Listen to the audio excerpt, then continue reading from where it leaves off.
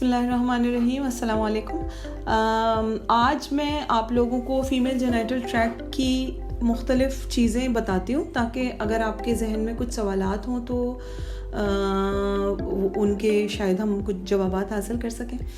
अच्छा, तो देखें, जो फ़ीमेल जेनिटल ट्रैक्ट है वो कंप्राइज करता है यूट्रस, ट्यूब्स, ओवरीज, ठीक है, और ये वजाइना। सबसे पहले हम वजाइना देखते हैं। ये देखें, ये एक मस्कुलर वॉल की लेयर है, इसमें कोई ग्लैंड्स नहीं होते।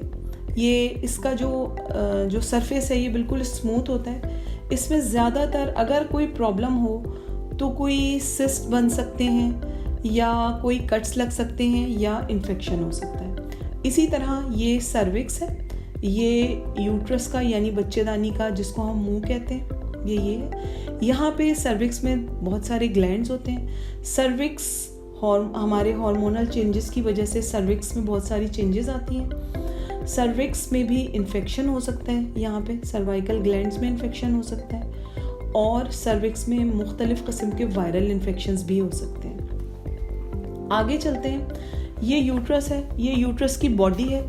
यूट्रस की देखें आप, ये 3 लेयर्स आपको नज़र आएंगी। ये सबसे ऊपर की लेयर है, ये यूट्रस की मस्कुलर लेयर है यानी मसल्स हैं, और ये देखें, ये इस तरह ये यूट्रस की बाहर की लेयर है पूरी, ठीक है, और ये यूट्रस के अंदर की ये मस्कुलर लेयर है और ये यूट्रस के अंदर की लेयर है जिसको हम एंडोमेट्रियम कहते हैं, जो कि हमारे हर साइकिल में शेड होती है और ब्लड के साथ साथ बाहर निकल जाती है। ये एवरी साइकिल में शेड हो जाती है। यूट्रस में मुख्तलिफ़ किस्म की बीमारियां हो सकती हैं। सबसे जो बहुत कॉमन है, आप लोग हर मरीज़ जो है वो यही कह के आता है कि डॉक्टर साहब कहीं मुझे रसौली तो नहीं होगी, ज़रा मेरा अल्ट्रासाउंड कर लीजिए। तो जो रसौली होती है यानी फाइब्रॉइड्स, यूट्राइन फाइब्रॉइड्स जो होते हैं या मायोमास जो होते हैं, वो तीनों जगहों पे हो सकते हैं। वो यूट्रस के बाहर वाली लेयर पे भी हो सकते हैं। अगर बाहर वाली लेयर पे हैं तो वो ज़्यादा कोई प्रॉब्लम कॉज नहीं करते।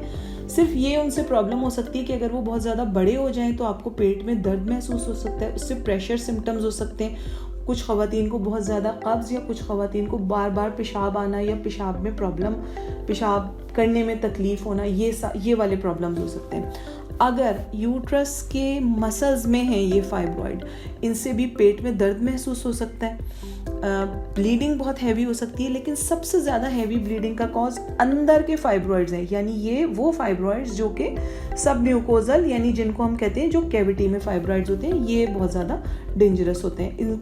इनकी वजह से ब्लीडिंग बहुत हैवी हो सकती है, इनकी वजह से रिकरेंट प्रेगनेंसी लॉस यानी मिसकैरेजेस हो सकते हैं और पेट में दर्द भी हो सकता है। इसके अलावा एक बीमारी होती है जिसको हम कहते हैं एंडोमेट्रियोसिस। एंडोमेट्रियोसिस कैसे होती है कि ये जो यूट्रस है इससे ट्यूब्स जो है, देखें ना, ये कनेक्टेड है, ये ट्यूब्स इस तरह कनेक्टेड है। यहाँ से ये वाली लेयर जब नीचे झड़ रही होती है पीरियड्स के दौरान, तो एक थ्योरी है जिसको हम बिलीव करते हैं कि ये जो एंडोमेट्रियम के कुछ सेल्स होते हैं ये बाहर आ जाते हैं। ये जो सेल्स हैं ये बाहर आके कहीं पे भी लग सकते हैं। ये बाहर आके देखें यूट्रस की वॉल पे लग सकते हैं, ये यहाँ वजाइना में भी आ सकते हैं, ये ओवरी के ऊपर लग सकते हैं और ये ट्यूब्स के ऊपर भी आ सकते हैं। तो ये हो गई एंडोमेट्रियोसिस, ठीक है। अब हम बात करते हैं ओवरी की डिजीज़ की। ओवरीज जो हैं ये देखिए, ये 2 जिनको हम उर्दू में अंडे दानियाँ भी कहते हैं, इनका सबसे कॉमन प्रॉब्लम क्या है? सिस्ट, ओवेरियन सिस्ट हो सकते हैं, या बहुत कॉमन जो तकरीबन 20% ख़वातीन में पाई जाती है डिज़ीज़ जिसको हम पॉलीसिस्टिक ओवेरियन डिज़ीज़ कहते हैं। इस तरह के सिस्ट हो जाते हैं ओवरीज में। ज़्यादातर ये जो सिस्ट हैं जो फर्टाइल एज होती है यानी 40 ईयर्स तक जो ये सिस्ट होते हैं, ये फॉलिकुलर सिंपल सिस्ट होते हैं जो कि कोई ऐसा प्रॉब्लम नहीं क्रिएट करते, खुद ही बनते हैं और कुछ साइकिल्स के बाद खुद ही रप्चर हो जाते हैं। लेकिन कभी कभार ये सिस्ट बड़े हो सकते हैं और खुदा न खास्ता कुछ ख़वातीन में ये कैंसर में भी कन्वर्ट हो सकते हैं, लेकिन उसकी अलग अलामात होती हैं, उसकी अलग उनके लिए अलग टेस्ट किए जाते हैं और वो अलग तरीके से उनकी डायग्नोसिस की जाती है। अच्छा, ओवरी के बाद ये आते हैं ट्यूब्स। ये जो हमारे दोनों ट्यूब्स होते हैं, इन ट्यूब्स के 3 पार्ट्स होते हैं। ये यहाँ पर बहुत थिन होता है, ये मोटा थोड़ा सा एम्पुलरी पार्ट होता है, और ये फिम्ब्रियल एंड, ये ऐसे होते हैं जैसे हाथ बने हुए हैं, ठीक है ना। जब यहाँ पर जब ओव्यूलेशन होती है तो यहाँ से जो एग होता है ये जो हाथ हैं हमारे, ये जो ट्यूब के, ये इसको कैच करते हैं और एग को अंदर लेके जाते हैं, ठीक। तो इस तरह जो है ये मेरे ख्याल में आपको थोड़ा बहुत आइडिया हुआ होगा, ताकि जो भी आपको प्रॉब्लम हो आपके जहन में होना चाहिए कि आपकी प्रॉब्लम कहाँ पे ओरिजिनेट करती है। और हमेशा अपनी गायनोकोलॉजिस्ट से डिस्कस करें अपनी चीज़ें, और अगर आप चाहें तो मुझसे भी कभी भी आप मेरी ईमेल पे या कमेंट बॉक्स में आप कमेंट कर सकते हैं। उम्मीद है आपको ये इससे थोड़ा बहुत फ़ायदा पहुंचेगा इंशाअल्लाह ताला, और जब भी आप चाहें आप मुझसे कांटेक्ट कर सकते हैं। बहुत शुक्रिया।